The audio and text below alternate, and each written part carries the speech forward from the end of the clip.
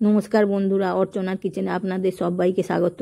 আজকে চলে এসেছি একটা সুন্দর রেসিপি নিয়ে। রেসিপিটা হলো গন্ধরাজ ওল।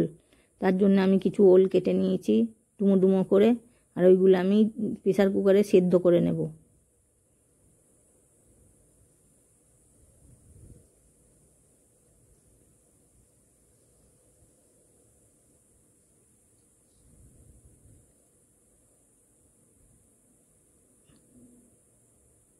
প্রেসার কুকারে কিছুটা জল দিয়ে উনানের আঁচ অন করে আমি প্রেসার কুকারটা দিয়ে দিয়েছি। এবার একটা মশলা তৈরি করে নিয়ে নেব।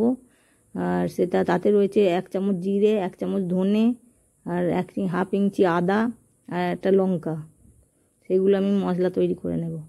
আর এখানে একটা কড়াই বসিয়ে দিয়েছি উনানে, তাতে দিয়ে দিচ্ছি 3 চামচের মতো সর্ষের তেল। এবার তেলটা গরম হলে আমি একটু ফোড়ন দিয়ে নেব।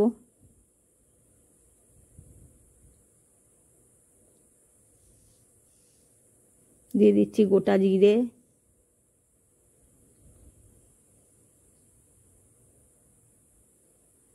দিচ্ছি একটা শুকনো লঙ্কা,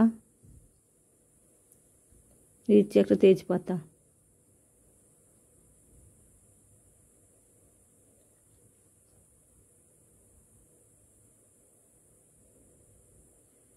ফোড়নটা ভালো করে নেড়ে চেড়ে ভাজা করে নেব।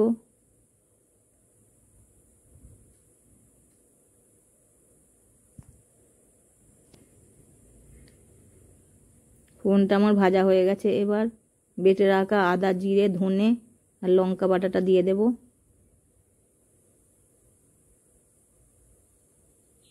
দিয়ে দিলাম একটু, বাটিটা ধুয়ে একটু জল দিয়ে দিলাম।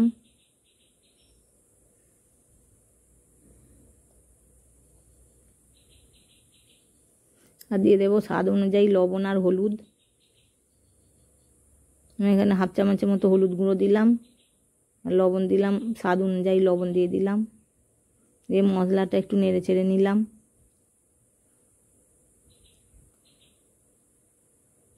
এবার দিয়ে দিলাম একটু কাশ্মীরি রেড চিলি পাউডার। এটা দিয়েও একটু নেড়ে ছেড়ে নিলাম। দিয়ে দিলাম একটা মাঝারি সাইজের টমেটো কুচি। টমেটো দিয়ে ভালো করে নেড়ে চেড়ে নিলাম। আর দিয়ে দিলাম গন্ধরাজ লেবুর পাতা 4-5টা দিয়ে দিলাম।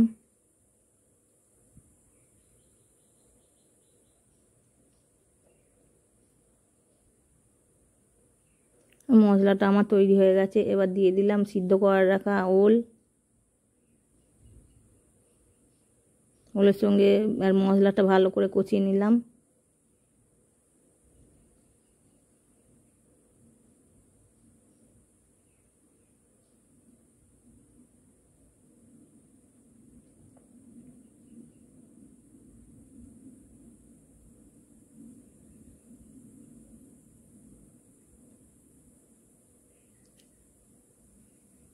ওলটা আমার কষানো হয়ে গেছে। এবার আমি 2 কাপের মতো জল দিয়ে দেব।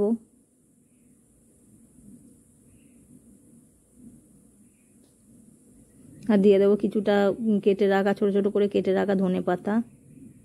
দিয়ে ভালো করে নেড়ে চেড়ে নেব।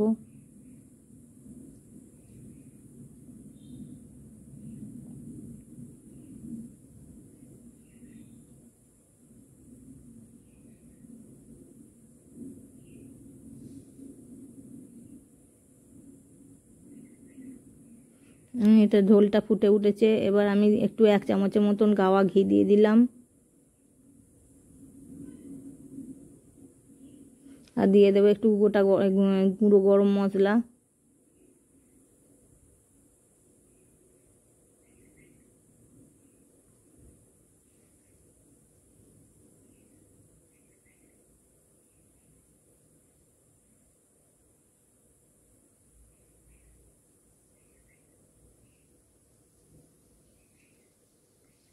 আর সব শেষে দিয়ে দেবো একটু গন্ধরাজ লেবুর রস, একটু চিপে দিয়ে দেব।